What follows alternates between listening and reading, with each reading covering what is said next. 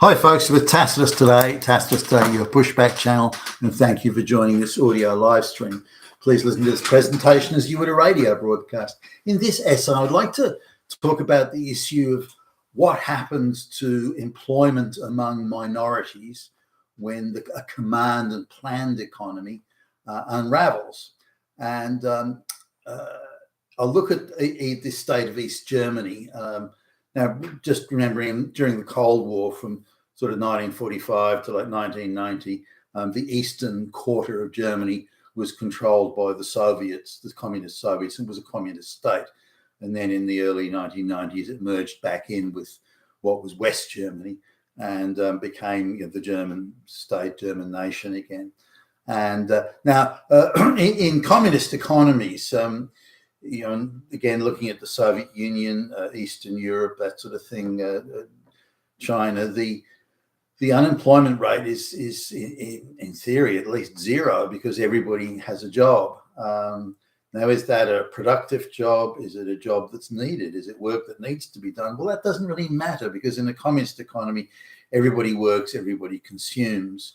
And this is sort of socially efficient, I guess.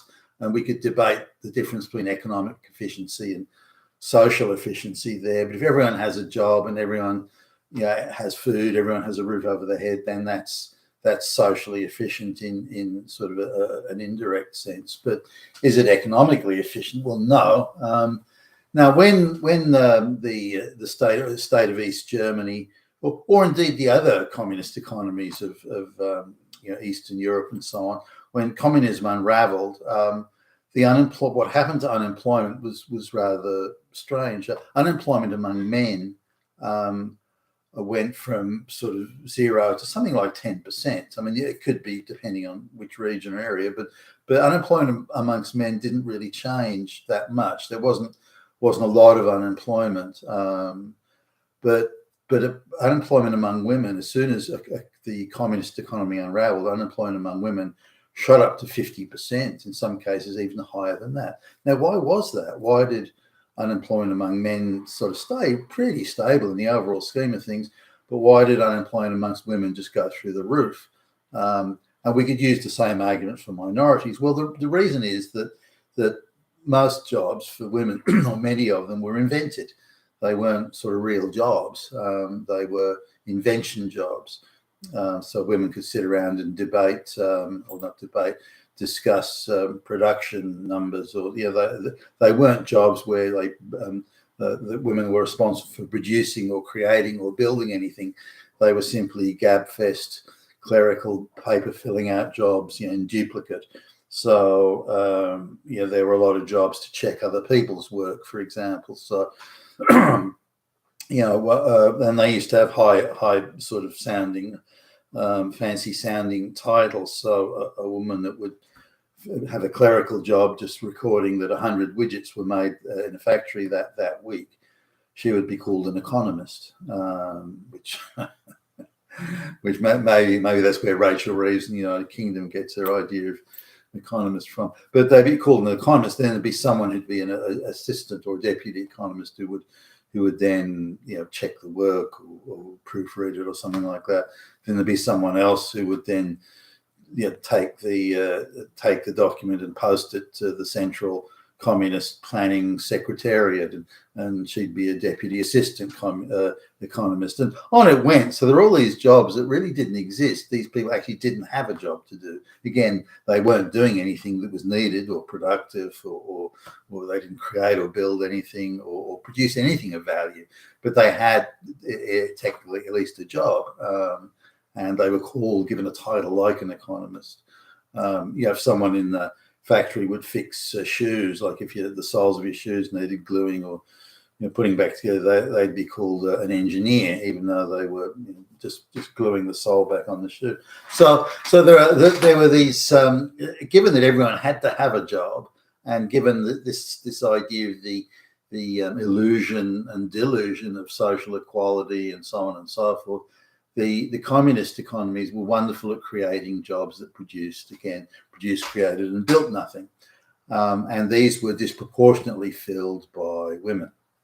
So again, that's so when an economy unravels, or when a communist economy unravels and becomes capitalist, then people are looking at, well, what does this job do? What do you produce? I mean, well, how is it needed? Why is it needed? What do you do?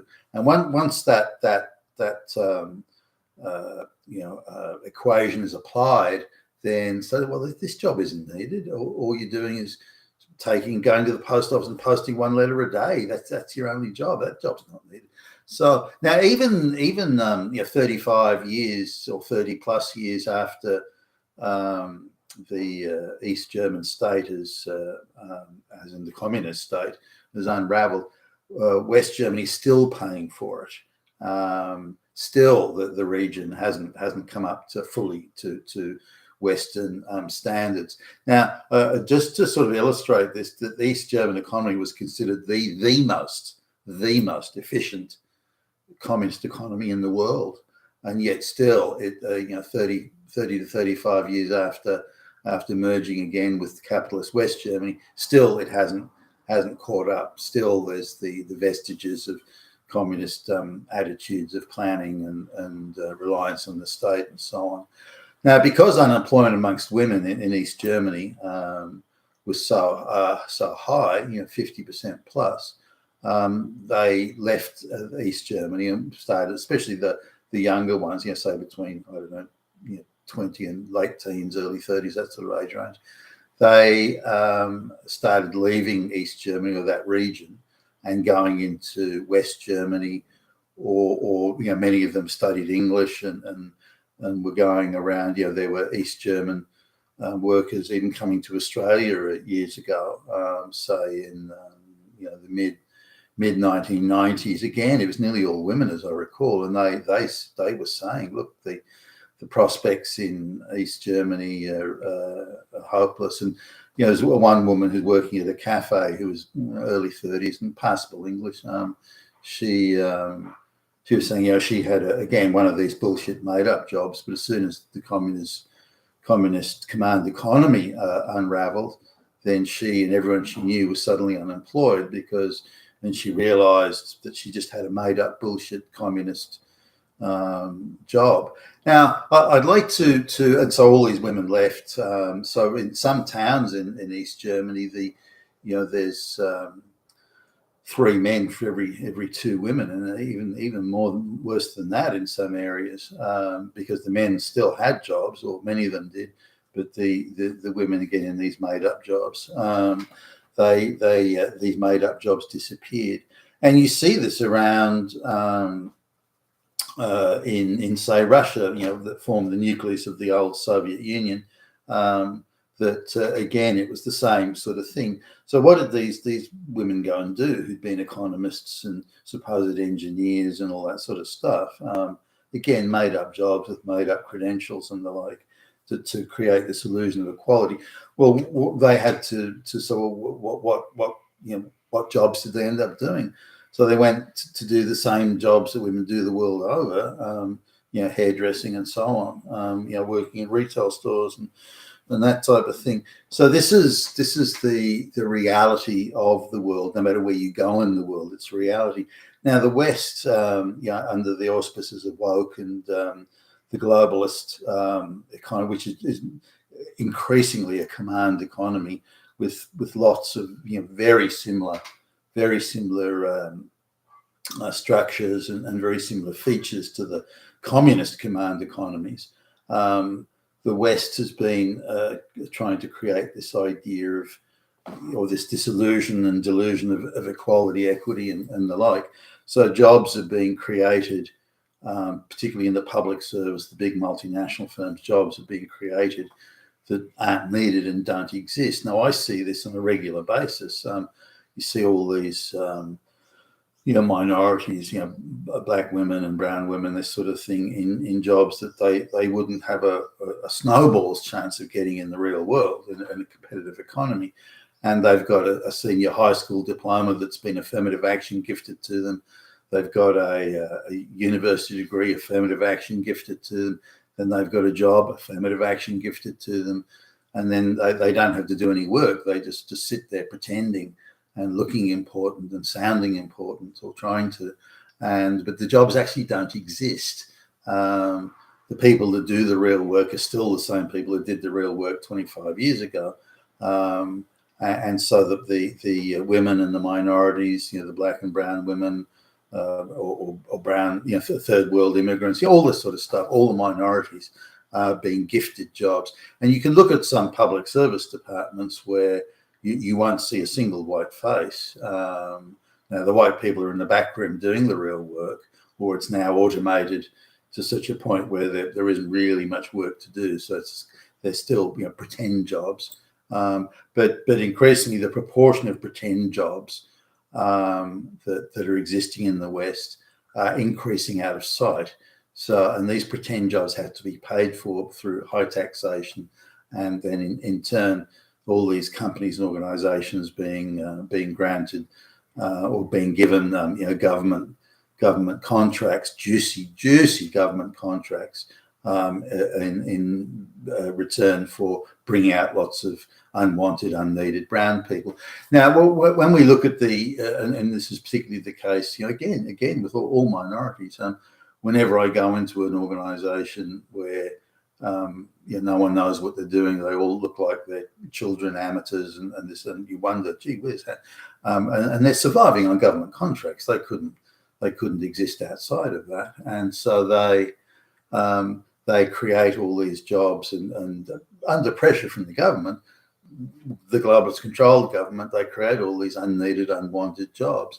Now, when we look at the unemployment rate, supposedly is very low all over the West. Every globalist controlled economy supposedly has an unemployment rate of about 4%. And this is bullshit, absolute bullshit.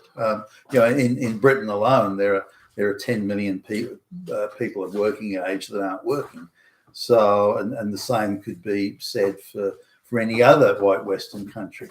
Underemployment amongst white males is chronic because they've been sort of moved to one side to create these mostly unneeded, unwanted jobs.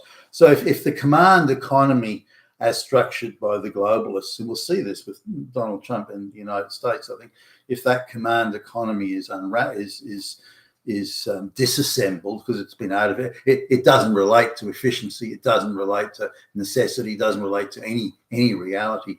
Once that's disassembled, and I'm hoping it will be, then we're going to see a very different picture in terms of the demographics of employment.